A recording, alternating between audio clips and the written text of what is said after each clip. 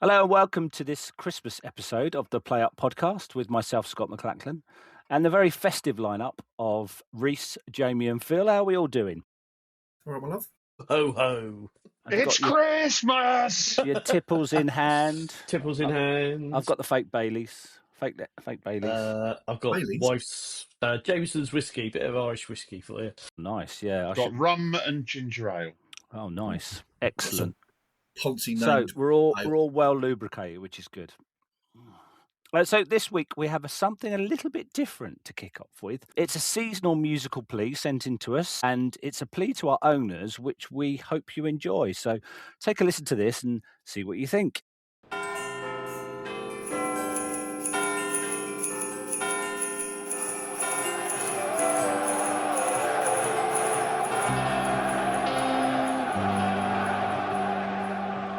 It's Fratton Park, and there's every need to be afraid.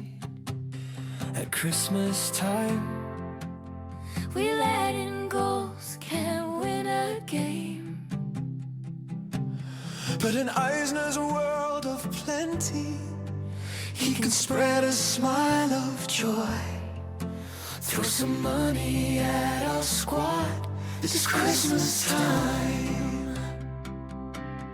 Gotta buy a player and pay for some other ones. At Christmas time, it's hard going back to League One. There's a scheduled transfer window. It's a world of dread and fear.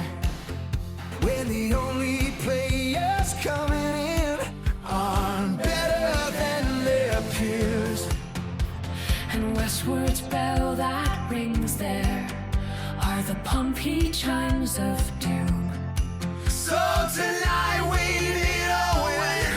Come on, you, yeah. And there's been no points at Fratton Park for quite some time. The greatest gift we'll get this year is fight, fight, fight. When Connor Chaplin scores, The Fratton will roar. do they know we need some points at all?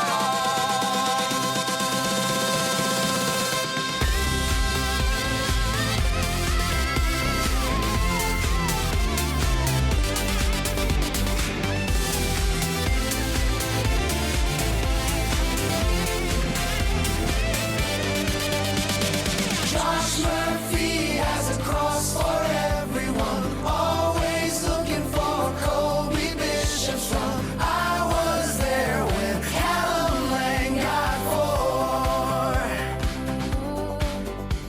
4. Feed Mousinho, let him have some transfer funds. Feed Mousinho, let him have some transfer funds. Feed Mousinho, let him have some transfer funds. Feed Mousinho, let him have some transfer funds.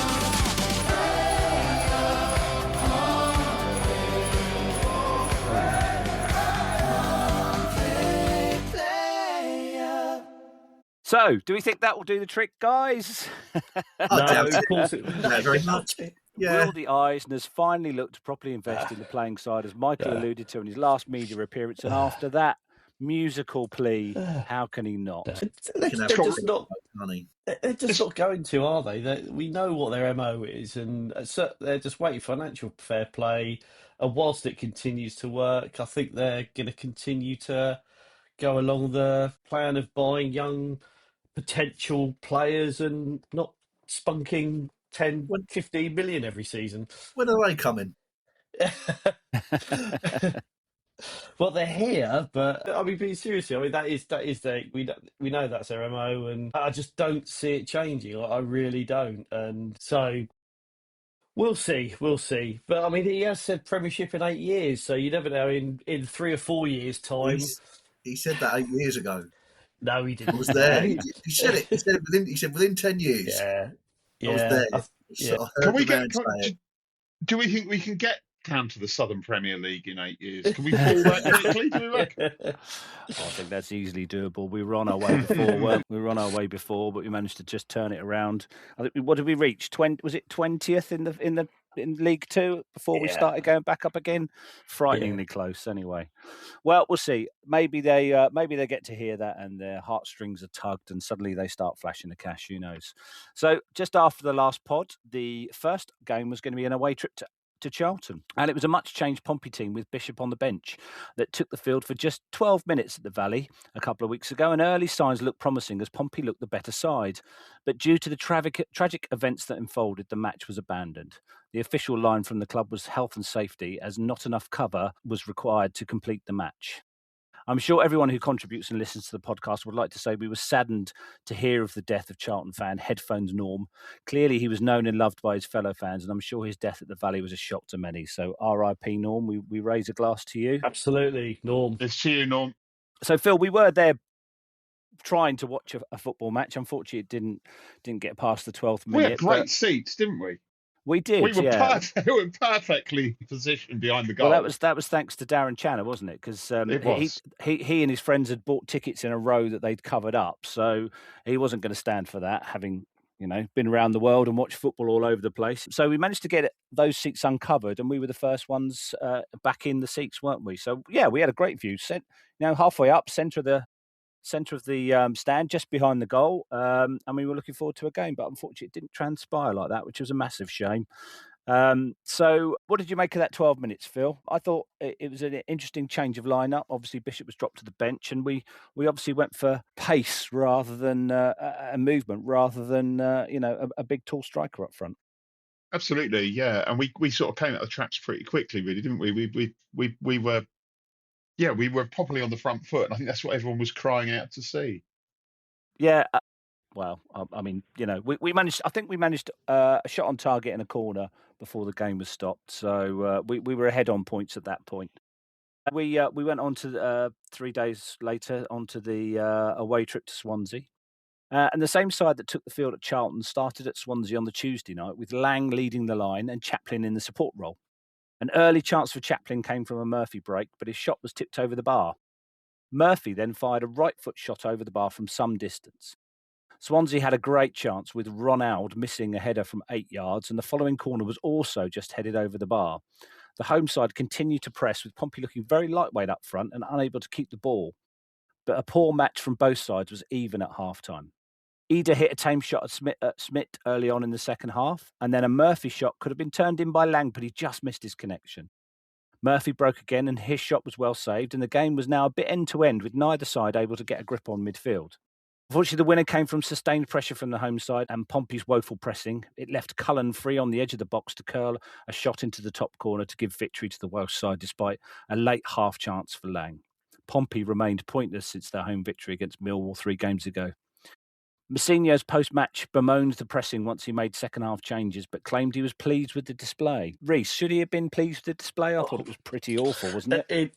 Internally, he would be going, that was absolutely fucking appalling, and it was one of the worst games of football I've ever seen. And what he says in the media and what he thinks are probably two different things. He's got to keep the players motivated, and you can't rib the players in public, etc., etc. But it's just like, how does a team go from such a bright start 3 or 4 days ago to one of the worst displays of football I've seen recently this season? I mean, it was literally the passes weren't coming off, we weren't keeping the ball, and they were bloody awful. But we decided, no, we're not going to kind of continue where we left off with Charlton. We'll be even worse than them. And the game was won by some good players who came on, and yeah, their spending power is, they got £5-6 million players and things, it proved to be the thing that separate the sides. But it's performances like that where I'm keeping going, are they really playing for the manager? And it was just so bizarre and awful. He's just like, you can't string two passes together. And yeah, they probably did edge it, but it was just so frustrating to look like we had a good opportunity. Started well with Charlton, and then we were just absolutely awful. I couldn't think of the only bright spark I wrote down was, or bright point was, that we didn't concede from a corner, and we defended corners better, and that was it. Well, that's Yeah. bloody useless if you're going to concede from the pitch. So, not a good day at the office at all. No. Jamie, so the Welsh commentator early in the second half said something along the lines of, I think there's probably only going to be one goal in this, and he was right. Did you have any confidence that it would have been us that would have got the first goal in that second half? I mean, obviously, I had blind naivety when I started watching the match, as I do with every Pompey game. No, I'm not. I'm struggling to see the attacking quality. I think creativity is one of our biggest issues, and teams are just steamrolling over us, which is a complete contrast to the first half of last season. It was a dire game. You talk about games for the impartial. Well, this wasn't even a game for them. This is it was just shocking to watch and disappoint. Double depression as a Pompey fan. Yeah, I think if you didn't have any skin in the game either with Swansea or Pompey, you wouldn't have suffered more than a couple of minutes of that game, would you? You'd have turned over to something else quite easily. Phil, obviously some of the changes were enforced, certainly in defence, and some of the changes were made tactically by the look of it up front. Were they? Well, possibly the dropping of Bishop had been asked for by the fans, rightly or wrongly, for quite some time. And at Charlton, he dropped him and went for a mobile front four, and then kept that for Swansea. Obviously, with Dazelle suspended, he wasn't in against Swansea. And then obviously we had the injuries to the centre backs, which meant that Matthews and Boat had to be paired, albeit for the second time in 4 days. But half the team had been changed. Do you think that was far too many changes in one go for it to have a chance of working? It's difficult to say, really. I thought Boat and Matthews did okay. I thought attacking was the problem. It was almost like there were players just lost interest, really. I think the most disappointing thing for me, ironically, was the player you wouldn't replace in the team, which is Josh Murphy. He stopped getting the service out to the wing. He stopped getting decisions off the referee, and he just sort of then decided, well, that's it, really. I wouldn't say down tools, but he seemed intent on getting himself booked or sent off. Nearly gave away a penalty, which he really should have been a penalty, and he was sort of symptomatic of all the problems, really. Were there too many changes? Probably, but to be honest, the mentality we went into the game, I don't think anyone out of the squad we could have picked would have made much difference. So we remarked on it at Charlton that he was obviously trying to do something different in terms of the movement up front, right, and also play differently. So one of the things he mentioned against the Blackburn game is that we'll talk more about Blackburn later, but one of the things he said he didn't want us to do when he brought Colby Bishop on in the second half was to revert to type and start hitting it long up to him. He wanted to try and keep the ball and keep the play short, so we played through midfield and into the front. A lot less direct. But the problem is we were so lightweight, weren't we? All over the pitch, we were so lightweight. And, especially Yang and Chaplin and to a lesser degree Lang, they just couldn't hold the ball up. And the ball was just kept, first half and second half, just kept coming back at us. They were probably going to score sooner rather than later, weren't they? Yeah, and it's annoying because like when 0-0 games go on, especially away from home, you think the attacking side could nick something, and also the away side could nick something, and it just didn't. It just didn't pan out, and it was, as I said, it's just so inconsistent of the team to start so well at Charlton and then play so badly, and say even I've been questioning over the last 2 or 3, 4 games that actually are the team playing for him, etc., etc. And then you get another result, which we'll talk about at the moment, and it's chalk and cheese. So I really don't know what's going on, whether it is a mentality thing of, look, guys, we've got 3 games in a week, blah blah blah. But that surely was a game we could have tried to win. I mean, surely if we were 50% on it, we could have got something out of that game. Even a draw would have been a good result. It's just, I mean, Swift has been getting a fair few pelters, and could he have got out quicker? I don't know, but I mean, he's not. I do. He's not. He's not I necessarily. do. Yes, he could. Yeah, he's not, again, square pegs in round holes and all that lot. So, but yeah, he again, for one of the couple of Championship players with experience, and that's where both of them have not really performed. They have just, definitely their performance levels have contributed to where we are in the league. It's disappointing considering he's a Gosport boy and a local lad, and you'd think you'd like him to really make an impact similar to Chaplin, but it just hasn't quite happened for either of them. No, absolutely not. Right, okay, we'll draw a line under that then. We've got better things to talk about, frankly, in the rest of the pod. So, Phil, hopefully you've got an Xmas quiz for us to delight and test us on. Have you done it on the whole year? It is indeed. It's so it's not a look back at the season; it's a look back at the calendar year. So yeah, Jamie's the old memory frowning. cells. You see know what me. I you don't can like remember. a quiz. I don't like a quiz because I'm shit at them. I mean, I like the quiz. I just don't like my contribution. And if you don't tell me what it is beforehand, I don't even have enough time to cheat. No tappity tap All right. tap. Right, I want to see your hands, Jamie, for the entire. Thank you very much. Right, okay. I really want to see those fingers. All right, so looking at where you are on my screen, I'm going to go with Scott first. So we've got 10 questions each, and they're all on a theme, and we'll just be passing through. So we've got 3 questions to kick off about our first game of 2025. So I'm going to start with Scott. Scott, can you remember who our first game of 2025 was against? Short answer, no. I'm glad it's not just me.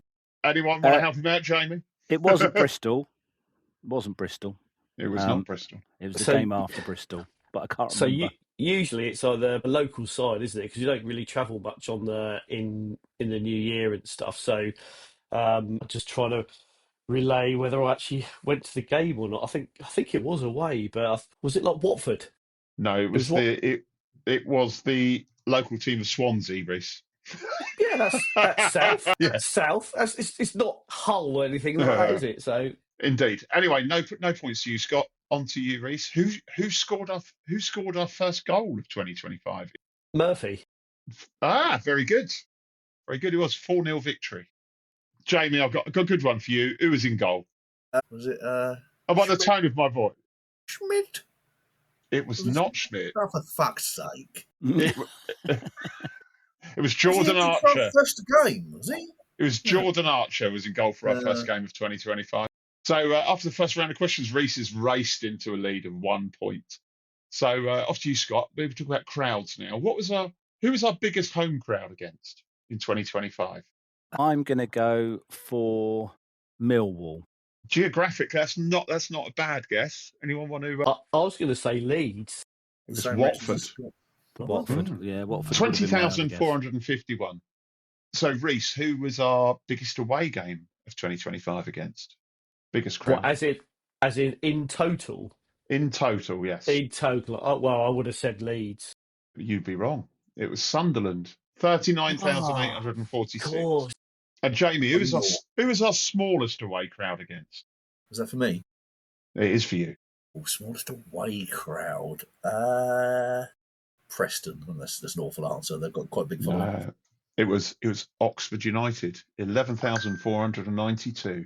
Well, they haven't finished their ground, have they? So no. So on to the next one. Goals. How many goals, Scott, did Colby Bishop score in 2025? Was it 9, 12, or 15? Just in 2025. Just in 2025. This is league goals. League goals. I'm going to go for 12. My brain said 15 when you answered that question, so I was quite pleased. I was going to say 9. Reece would have been right. Nine goals, unfortunately. Yeah, he only got about 11, didn't he, last season? How many of those were penalties? Oh, I don't know. I'm the one asking questions, Jamie, not you. And three players tied for second place in the goal scoring charts. Can you name 2 of them, Reece? Oh, crap. crikey. Murphy? Yeah. Lang. I can't think of another one, but I'll throw it open to everybody else. Probably Bishop then, wasn't it? Shaughnessy. Bishop. No, second to Bishop. Yes. Second to Bishop. Oh, okay. Yeah. Sorry. I'm guessing mine was wrong. I said Shaughnessy. I just ignored that, Jamie. Very wrong. He got one. He did score one goal. Really? Yeah. I don't remember that. Richie? No, Who said that? No. Oh, yeah. Was that you, Scott? Said, Yeah. Scott Oh, well said done. Richie. Yeah. Yeah, it was Murphy, Ritchie, and Segacic. Wow. And so, Reece, I'll give you half a point for. So I'm feeling thank generous for Murphy. What a fine quizmaster you are. Jamie, those three players that came second in the number of goals scored, how many goals did they each score? I'm going to go with 4 because I can't remember Richie getting more than those 2 goals in that one match. You're absolutely right, Jamie, and that bit of guesswork has propelled you into second place. So well done. It must be Christmas. So off to you, Scott. Mhm. Which one of the following players did not score a league goal for Pompey in 2025? Was it Cassini Yengi, Mark O'Mahony, or Thomas Waddingham? That would be Yengi. Afraid so. It was. Poor old Yengi. I know. His career's going Released. down the pan. Yeah. Who'd have thought? Released by Aberdeen, Yengi. Dear. Yeah. Has he been released, has he? Yeah, Oh, sent packing. So one for you, Reece. Who found the net 3 times in a 2-2 draw with Derby? As in a Pompey player. Oh, that was Atkinson. It was Atkinson. Well done. Good question. What a comeback Good that question. And a good answer. Jamie, I've got a horrible one for you, I'm afraid. Well, it might be a Thanks. horrible one. You might find it really easy. Of the 15 players who scored a single goal in 2025, which one comes first alphabetically? And because I like you so much, would come alphabetically. You come first alphabetically either by Christian name or surname. Oh. I think I know this. Although I don't know his first name. I can see the cogs whirring on Jamie. Well, it's definitely not Zach Swanson, is it? But you know what? I think you threw me more by adding in the name thing. I might just come out with a random guess. Otherwise, I'm going to throw this over. No, Anyone not else? me. Anyone Not have a me. go? That is a devilishly tricky one. Was it O'Sheesh or something? It was. It was Adil O'Sheesh, the Well done, Reece. the man who Scott said was fighting to get in the French World Cup squad. I think. Literally fighting. And for the second pod in a row, there's still time. So carrying on in the same vein of goals, Scott, one for you. Who did Pompey score the most goals against in a single game in 2025? Coventry. Yes. We, Oh, I know It was away. It's got to include an own goal, Oh, of doesn't course, it? Oh, yeah. no. I know. Bum. Norwich. Yeah. That's right. So Reece, one for you. Who did Pompey concede the most goals against in a single game? That'd be Stoke, wouldn't it? No, it wasn't. What? That wasn't last year. Believe it. It You're wasn't in kidding. 2025. No. It wasn't. Oh, crikey. Oh, I guess if it's this year, then I mean, was it Bristol City? No. I mean, you could have listened to Jamie. Oh, it was Birmingham, was it? Oh, No, it wasn't. No, it wasn't. It was West Brom. Don't listen to Jamie. I listen to It wasn't. I know we got hammered a couple of times away, but I thought. Stoke was Yeah, September lost last year, wasn't it? And then one final one for you on this round, Jamie. How many games did Pompey fail to score in? 12, 14 or 16?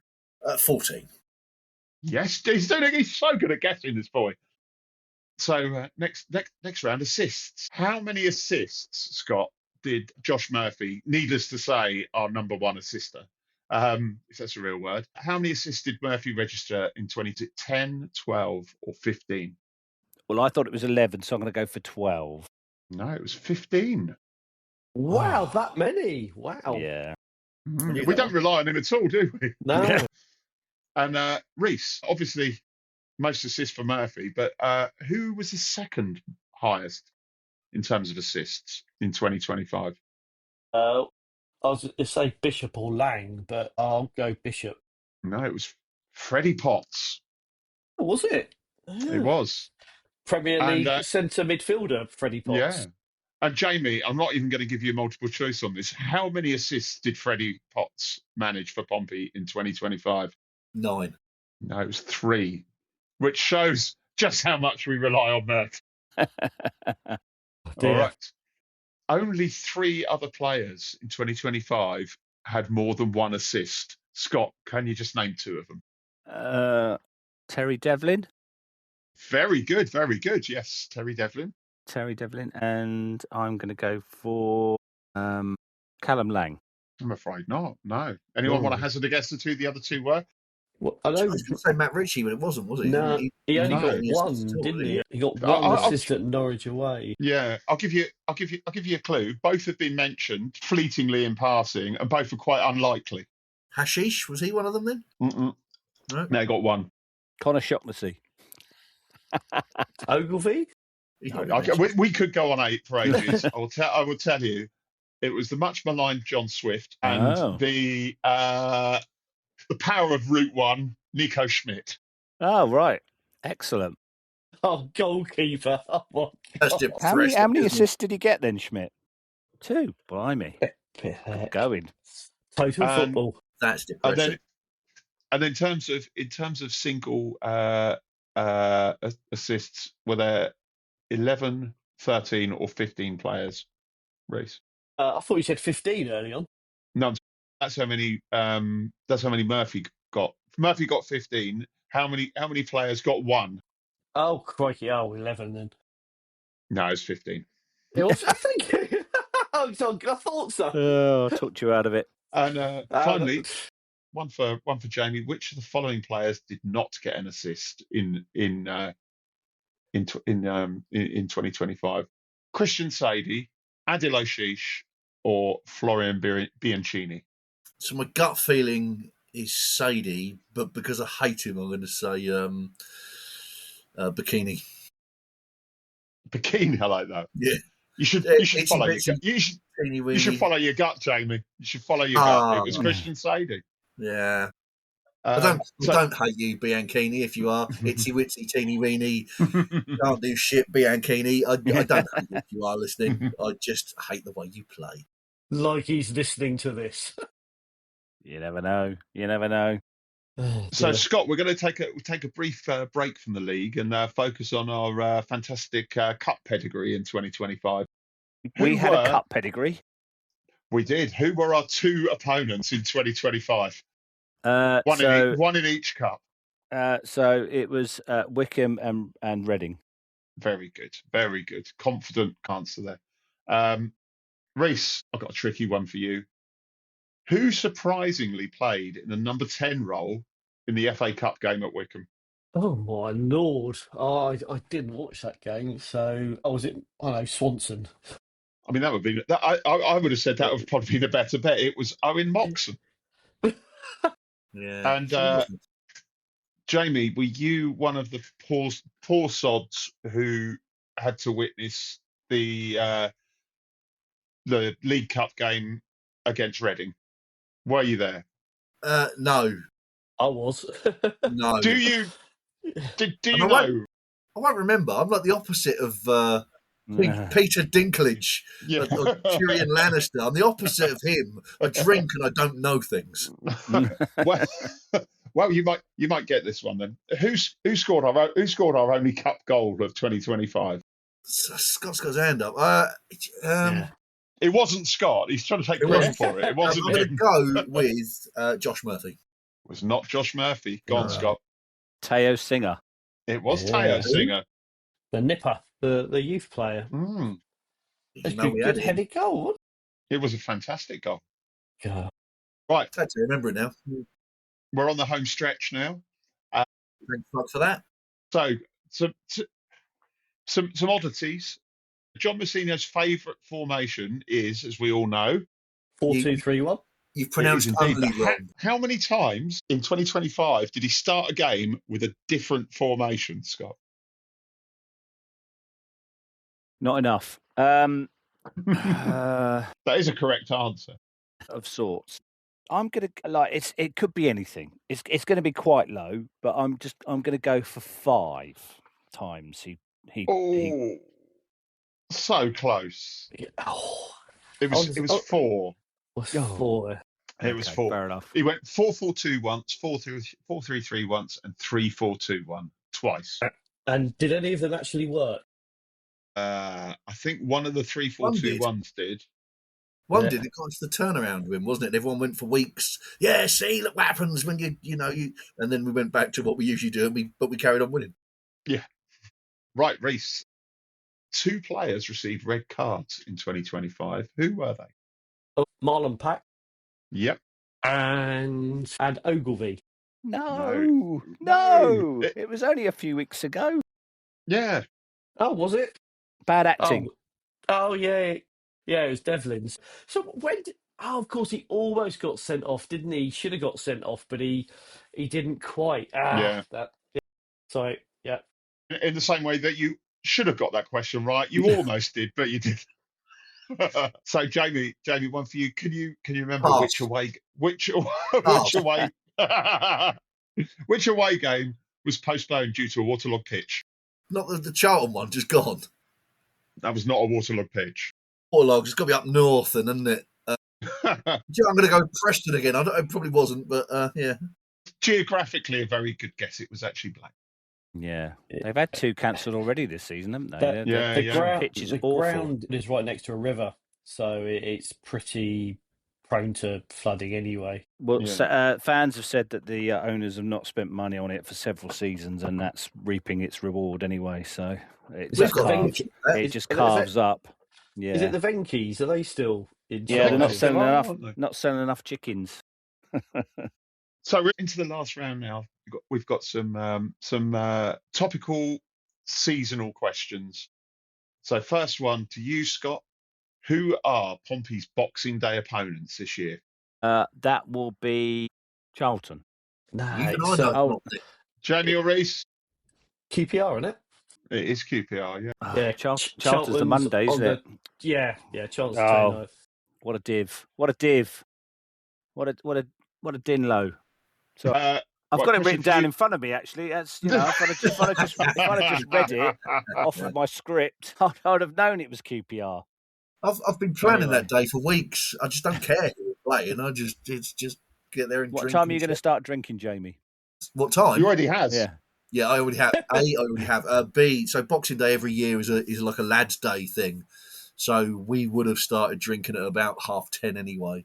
Good. We'll remember that and not ask you to remember any of the game. All right. I remember anything. I never do. So, Reese, what is the highest position that Pompey could be in on Christmas Day? Is it 18th, 19th, or 20th?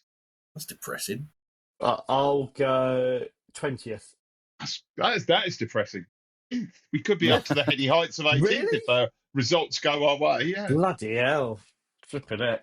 I mean, it would take a Christmas miracle, but it could happen. Jamie, the last question of the quiz. Have you been looking at social media? Have you at all today? You've got no chance of getting this in. I wouldn't have got it anyway. Which 2 Pompey players have appeared in a video today?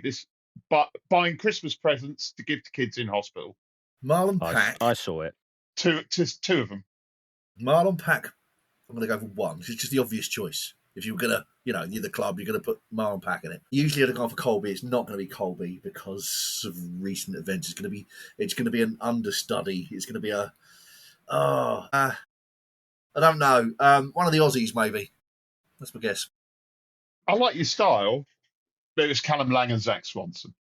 So that is the end of the quiz. A high-scoring quiz, as ever. We were all terrible, as ever. Yeah, and of the 30 points available across the board, we have bringing up the rear with 2 points, Jamie. We have scraping ahead of him with 2.5 points. We've got Scott. And absolutely dominating like a boss was Reese with 3 points. So, well done. Oh, that's terrible. You've all enjoyed 2025. A race to the bottom. An absolute race to the bottom. Yeah, thank you for that, Phil. That's excellently done as usual. So, keeping the theme of your best of the year, I think I WhatsApped to you and said, could you think of your Pompey personality of the year? Not necessarily the player, but the person you thought was encompassed the year for Pompey, who sort of embodied Pompey's 2025. Jamie, are you prepared to go first with your choice? I am prepared Good. to go first. I don't think he embodies. I don't think he's done amazingly well, but I think he is the man of the proverbial moment. I think people like him. There's good buzz about him. He's young, and I'm going to go for young Terence Devlin. Good shout. Good shout. Yeah. I mean, he is a product of our process, isn't he? Really, he's one that's actually been brought in as a young development player and has kicked and punched and headed his way into the first team. And at the moment you couldn't see anyone else playing at right back, could you? Really, he was amazing at home the other day. So next up, I'm going to go for Reese, please. Who's your pick? Well, actually, I've got a bit left field, and I actually don't know this person's name, but I'm going to go for the steward at the back of the Fratton end, who after every game he is positive, is happy, Abdul. Abdul, that's it. Abdul. He is absolutely brilliant, and I think even when we lose, he's still there trying to cheer everybody up. Kind of an element of positivity, and I've never seen the guy unhappy or anything like that. And I just think he's an amazing guy to just show so much positivity. And let's face it, quite a lot of dark times, especially through this season. So Abdul, get my vote for 2025. Good it's the drugs, don't you? You know, it's the drugs every single home game. He is the happiest man in PO4, definitely. Yeah. Phil, who have you gone for? Well, I was going to go for Terry Devlin, so I'm going to quickly cobble something else together because Jamie's stolen my thunder. But I think this sort of last year it's been quite confusing. I think there's been some terribly poor decisions, especially for Jamie, on and off the pitch. I think words to describe the season: baffling, confused, just painful. So I've gone for Mickey Eisner. He's a man that embodies that sort of spirit, confusion. I'll tell you what. So look, I was waiting for you guys to get through it. You can have Terry. I will trade you Terry Devlin. I will let you have your Terry Devlin. And what I was going to say before Scott asked me, but I totally forgot because I've had a few beers now. I was actually going to say Segacic because I know he's small. I know he's getting kicked about in a couple of games. But he is a bright young spark on the pitch, and I have high hopes that he will be our first performing Australian and will stay with the club for a while. Fair enough. I'd like to give an honourable mention for the man or lady who sets the playing transfer budget at Fratton Park for getting it spot on in our first season in the Championship. Are we going to talk about? Oh. Are we going to topically move on? I didn't want you to be serious, but that's just ridiculous, Reece. Come on. I mean, that's stayed up into the realms of fantasy. We achieved our goals. Well, if someone had said my first pick, rather boringly, I've gone for a player. So I'm not Murphy. I'm going to say Callum Lang. I think Callum Lang is our most dynamic forward apart from Murphy. Obviously, we've mentioned it earlier on this pod and for the last 18 months that Murphy's output is unquestionable and he really is a real threat down that left hand side. But keeping Callum Lang fit, I think will make a massive difference to our season. I think if we can get another 20 odd games out of him this season, I think we will be fine in the Championship because he completes that front line when he's in. And as we saw that against Blackburn, we'll discuss that again in a minute. It just all works and it just fits. We have a danger down the right and we have a danger down the left. And that really just makes us a much more complete team. So my shout is Callum Lang for not just for his 4 goals against Coventry, but just for his overall play and his enthusiasm. And if you saw the video today, his shopping at Smith's today was quite hilarious. So Callum Lang's my shout. So thank you very much.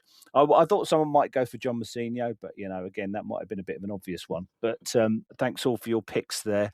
So we'll go on to Blackburn. Obviously, we're a lot happier today because of Saturday. It could have been a really, really shitty Xmas pod, but thankfully we've got 3 points in the bag. And everything looks a little bit brighter going into the Christmas period. There was just one change from the previous match against Swansea, with Dazelle coming in for packing midfield, and that meant Bishop was on the bench for the third match in a row. Again, it was not a match of high quality, with neither side creating much. Pompey had a shot on target, albeit from distance, with Devlin hitting a powerful swerving effort that was unlucky not to beat the keeper. But disaster struck when Pompey tried to build on the right-hand side. Swift gave the ball away, and with Matthews out of position, Ohashi led the break. Despite Dazelle and Devlin tracking him, he weaved into the box and slotted home to give the away side the lead. Blackburn had a good away record up until Saturday so far this season, probably because their home pitch is so poor, so it looked really tough for Pompey to look to find a way back. But they did. Mousinho took off Yang at half-time. The South Korean had another half to forget, and Bishop came on, which meant that pushed Lang to the right. Mousinho then gave Swift the hook on 56 minutes and put on Kosnowski, and it was his work rate that helped inspire Pompey. Good work by Swanson on the left created a chance for Chaplin from 12 yards that the keeper pushed out to Lang, and from 6 yards his shot was hacked off the line to fall to Chaplin, and his second shot was again saved by the keeper, and Blackburn gratefully scrambled the ball to safety. That turned the game. Fratton Park was roaring, and the team responded. A minute later, Lang equalised from a trademark cross from Murphy to the far post, and Pompey could sense blood. Lang was tearing his full-back apart on the right, and Pompey as a whole had their tails up. From a Chaplin corner, which was conceded very cheaply by Blackburn, Boat flicked a header into the far corner for his first Pompey goal, and that proved to be the winner. Pompey had only their fifth win of the season going into a busy Christmas period, and perhaps a massive confidence boost. Mousinho said after the game, despite putting on Bishop, he didn't want the side to go long all the time, and once we played shorter, the game opened up. Phew! We got another win just when we needed it out of this difficult period. Phil, it looked at half-time that, Pompey's season really was just plummeting, but the changes at the start of the second half and a little bit into it really made the difference, didn't they? They did. I mean, it was a very poor first half. I thought we were quite bright for the first sort of 10, maybe 15 minutes. And then the half hour after that, we were just abject. I saw, obviously the goal was just an awful goal to concede, really. Well, we were trying to do the right thing. Matthews was bringing the ball out from the back a lot more, rather than sort of like this sort of lumping it forward. It was a load of really basic errors. Matthews brought the ball out. When you're asking a defender to bring the ball out, you need one of your sitting midfielders to sort of drop back and fill the gaps. Dazelle didn't do that, so there was a big hole there. Swift then, cardinal sin, if one of your centre-backs has moved up the pitch, don't give the ball away cheaply. And he went for a pass that was not even remotely on. Yeah, it was awful. It looked like you take the air out of a balloon. We just looked completely deflated after that. But no, as you say, substitutions made a big deal. Moving the players around also made a big deal. I thought Chaplin started to come a lot deeper to pick the ball up, and that made a lot of difference because he was dictating play from about 10 yards back from where he normally sits. Kosnowski, a lot more energy, certainly a lot more energy than Swift, which is, I mean, it's a low bar. It's a low bar. The cross by Murphy.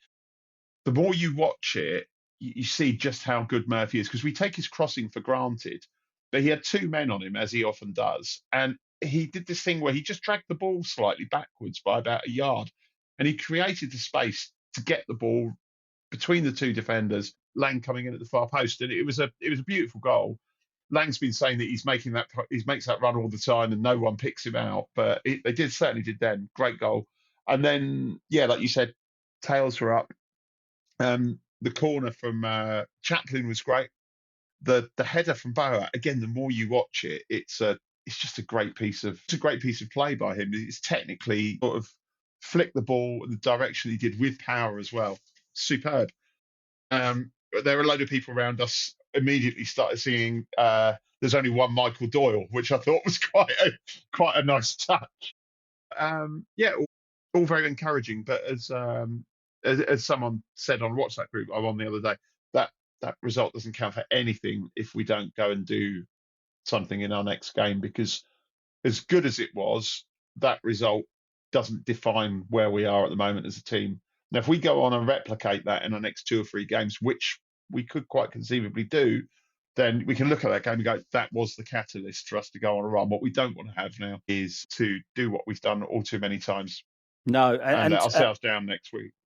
Yeah, well, at half time, I said to the people around me, I said the next 45 minutes could save our season. You know, if we'd have sunk to another defeat and a really poor performance, I think the crowd would have turned. I think, you know, we would have been looking at some difficult games coming up, although the two home games, if we play like that, look winnable. Do you think it might, Reece, turn out to be that way, that last half an hour has given us the foundations to save our season? Because it looked, following Swansea and that first half, we looked absolutely woeful, didn't we? Well, it was, and also it's the first time I've heard the Fratton End chant something negative, which they did for 30, 40 seconds. But ironically, it was not aimed at the club or wasn't aimed at the manager or the players. It was just a statement of fact. But it was still disappointing to see, because usually our support is renowned for Was staying that we're with the going team. on a League One tour? Yeah. I think it was League One next year, wasn't it? But I mean, it doesn't help anybody during the game, and it's not something I do, and I don't something I agree with. I think you build it there full time during the game. You try and make a difference and help your team win the game. But it's really hard to know, because, as I said earlier, Charlton, we started brightly, looked really good for 10, 12 minutes. Exactly the same team, another away game at a lower league opposition, and we were absolutely terrible. So you just don't know at the moment. But the thing that pleased me was that the front four actually looked like they were on it. And I think when we've had Bishop before, we have lumped it long. That now against Blackburn, we're putting it short to Chaplin. When Kosnovsky came on, he was playing and moving it really quickly. I think he had a really good game, and we just started to move it around, and we've got some great crossing, and that kind of changed the game, and hopefully that is the front four kind of getting going, and let's hope they get going in the next few games, because I think with the central defender injuries, I think we're going to look unchanged. Boat and Matthews are starting to look a bit better. Fullbacks were excellent against Blackburn. So on paper, yes, all depends which Pompey turn up. Derby's always difficult away. We haven't had a good result there for a long time. Amy, there was some changes obviously by Mousinho at the start of that second half that really got things going. Do you think it was the team that got things going, or was it the crowd, or was it a bit of both there? Because the atmosphere really did escalate once we'd had those three shots hacked off the line, didn't it? I forget who it was that got the two shots at the end. I think it was Chaplin. Yeah, one of them was the goalie saved, and the other one was the defender deflected it. I think that was the turning point. I've said this before. It's like, as we've just proved, I'm rubbish with quizzes, facts, and the tactical side of the game. But where I think I add value is that I understand the emotional side of it, the human aspect, and to me, performers will always perform in front of a crowd, and the crowd changed at that point. Suddenly, we all went to belief. We could get a goal here, and I think that the energy, you've got 20,000 people in that, 20,000 people that believe the power of that energy. I think changed things, and it was that particular moment that changed it. I don't want to moan too much at Swift. I think that goal of his was absolutely amazing, but he was at fault for the goal of theirs. He gave it away. He seems to keep on giving it away. And I know, all right, okay, fine. If we're playing him out of position, if he's supposed to be a 10 and we're playing him as a 6, then that's on us. But when he went off and Kosnovsky came on, there seemed to be a different dynamic, and Lang was in the right place at the right time for the goal. But to me, the crowd changed it. The crowd changed the dynamic of that game, because they changed the energy. They believed it, because they were obviously the part and parcel with the players. The players had had those moments where stuff was cleared by we had those few chances in a row, and at that point there we believed. And I think it'd been such a long time since we won the Millwall game, but it's desperate times for Pompey fans at the moment. It's been depressing, and that was a turning point. And from then onwards, the crowd the crowd dragged the team over the line as it often does. It's, Phil, we highlighted Kosnowski and Lang.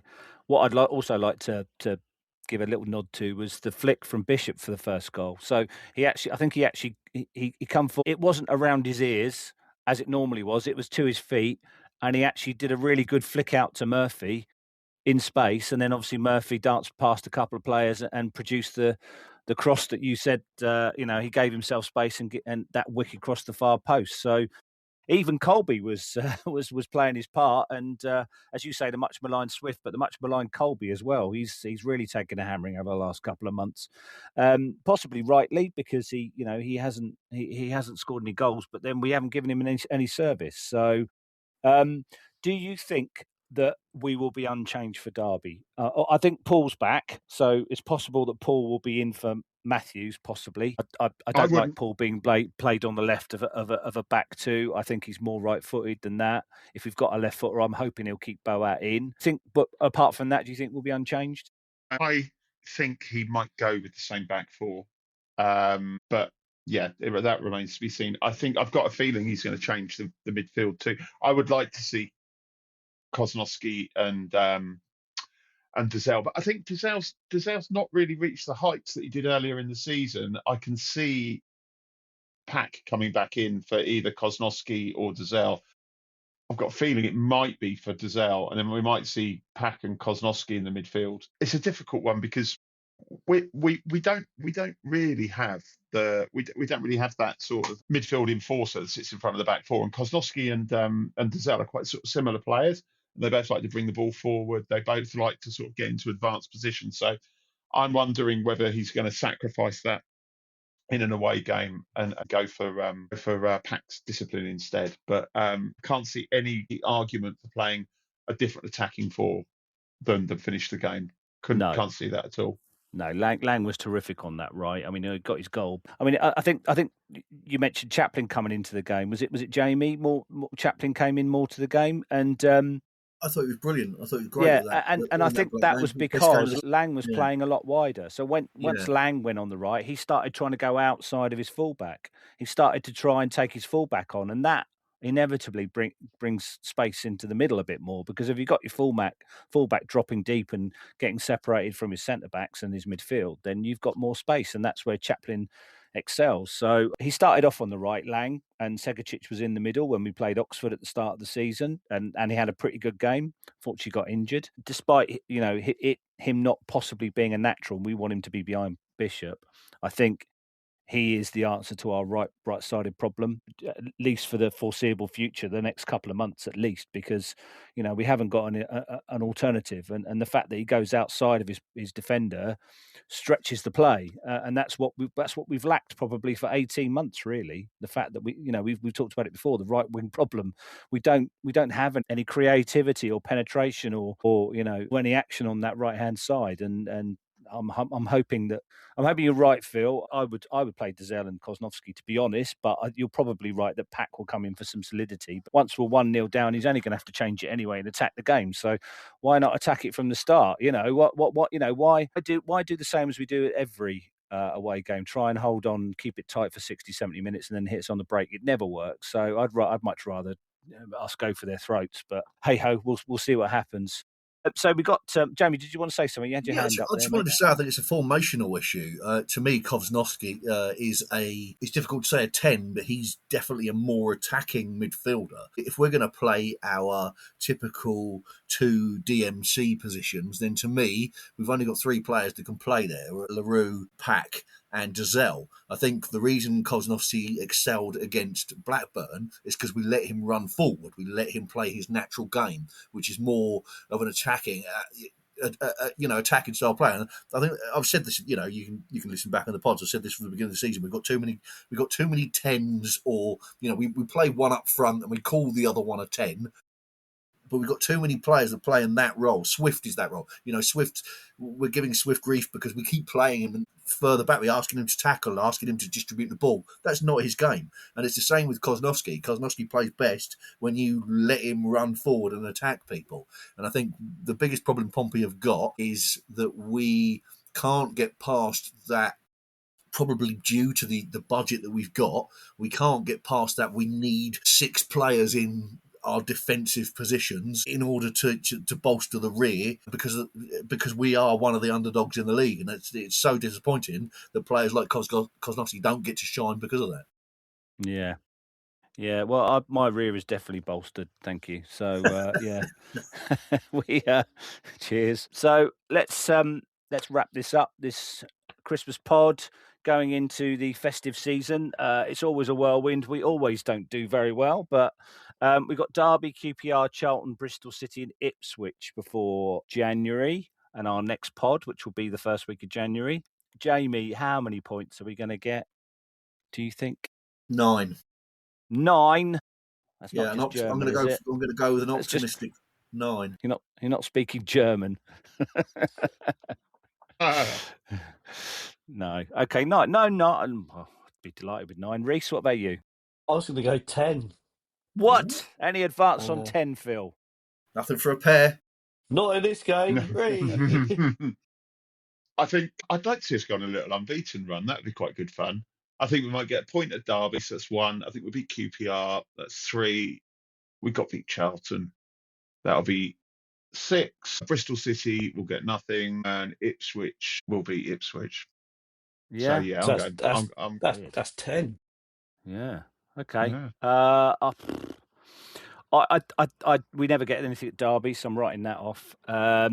So I would love us to win our 2 home games. I think that's what we're all about at PFC. We win our home games and fuck our away ones up. So 2 home wins, QPR and Charlton, and then probably nothing for Bristol City and Ipswich. But who knows? Derby, Bristol City, Ipswich, you might get a point on the road. Like you, Phil. I'd like us to put together some clean sheets. You know, we can't score very many goals. More, you know, the fact that we scored 2 the other day, I think we've only done that once this season, and we didn't win then. I think clean sheets is going to be good. If we can only concede maybe 1 or 2 goals out of those 5 games, we'll get some points, and that's what I'd be looking for.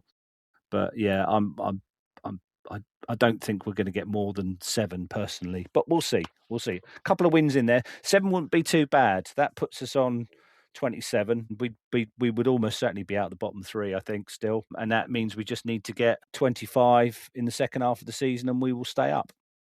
So we'll have to see what happens. Easy, isn't it? When you say it like that, it's all very straightforward. Right, thank you, guys. I'm hoping I'll see some of you around Christmas. If not, I wish you and your families a very, very Merry Christmas and a Happy New Year. And play Up Pompey. I hope you all have a good one. Ho, ho, ho. Can we have that a bit better? Come on, let's have some jolly. Merry Christmas! Hey, that's better. Ho, ho, ho. Thank you very much, and good night.